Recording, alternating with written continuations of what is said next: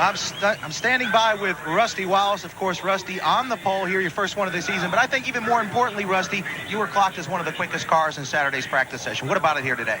Well, the car's in great shape. I mean, all I can say is that we've got a new engine combination. This is the car I won Richmond with. The last session on Saturday, the tire temps were great. The plug checks are great. We're all systems go right now. I don't know anything to make this car better.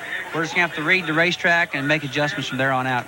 Good luck, Rusty. Well, I've gotten Buddy Parrott to come down off of the toolbox there from his vantage point.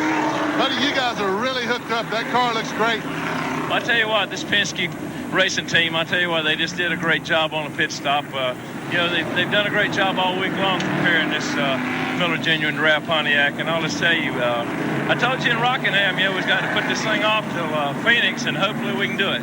Well, Rusty's got to be pleased. Is he saying anything? Well, the car was a little pushy there to start, but it's kind of come in, on the tires and getting the fuel burn off, so looks like we're going to be okay. As we watch Rusty Wallace, he has taken the lead from Alan Kulwicki after we went to break, and he did it by taking the line away down in turn one. Here they come to the start-finish line. Well, Rusty's on the inside of the racetrack, and this early in the race, you notice Kulwicki, it's a give-and-take type sport right at this moment. He just backed off, let him go.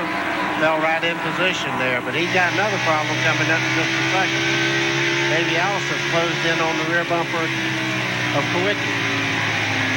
Rusty Wallace from on board. The little Pontiac beneath the Goodyear Bridge in turn 4. Nothing to it. Look at that, Neil. Yeah, looks like he's got it going his way. Alan Kulwicki leads this. Rusty Wallace in second. Dale Earnhardt is third. Davey Allison is fourth. Alan made a good move, just like Glenn was talking about. He just put 2 tires on and let him lead this race. But that track positioning is so good, he might be able to stay out there. You notice Rusty Wallace is beginning to drop back. Earnhardt just went by him, as did Kyle Petty. Rusty Wallace has fallen off the pace. And as they cross the line, there are 600 miles of racing left to go in 1992. 100 here and 500 at the Hooters 500 in Atlanta 2 weeks. What else can happen today? It seems like the guys in the points battle have trouble. Here's the guy that pretty well dominant factor in the race. He's riding around with a motor missing. What's wrong with Rusty Wallace, Glenn? Well, last time we talked to Buddy Parrott, things were going a little better. Buddy, what's the problem? Well, we don't know. We thought it was maybe a bad voltage regulator or something in there, but right now we're missing, so it's either a battery's gone dead or something. He's coming in, guys. We gotta get out of the way right now. We'll report on it further. Thank you, Glenn.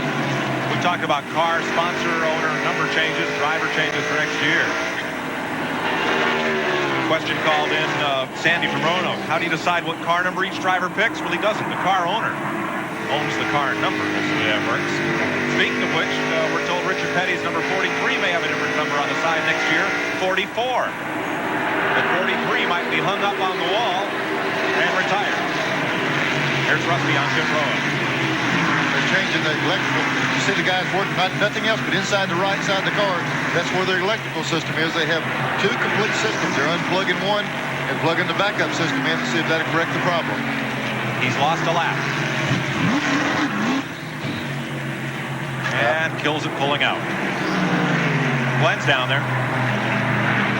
Well, that didn't seem to do it, guys. Rusty started to take off, and the car died again. Now he's down about 2 pit spaces. The crew is trying to push the car. They're working on those electrical connections again, but they still got a problem.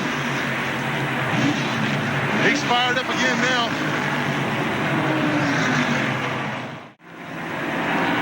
Rusty Wallace with an eye in the mirror as he backs up down the pit lane.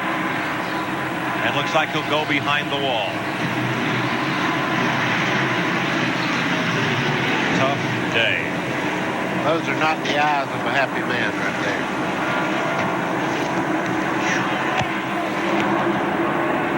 Here's a happy man.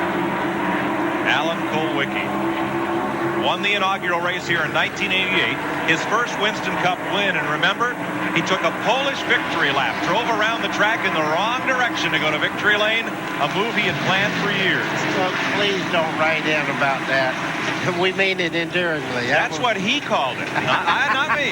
Thank you, buddy. That's what he called it. They're putting a battery in the car, but they're putting it in the right floorboard. It's so hard to get the batteries out of these cars where they locate. It looks like they're just putting a spare battery inside the car. Glenn? Well, we're standing by. The crew is kind of guarding Rusty right now. He's sitting in the car. He's awfully disgusted. Rusty, what happened? I had a battery problem. The battery shorted out, and the ignition quit. So they put another battery in right now to try to get it going. I believe we got it right now. Thank you.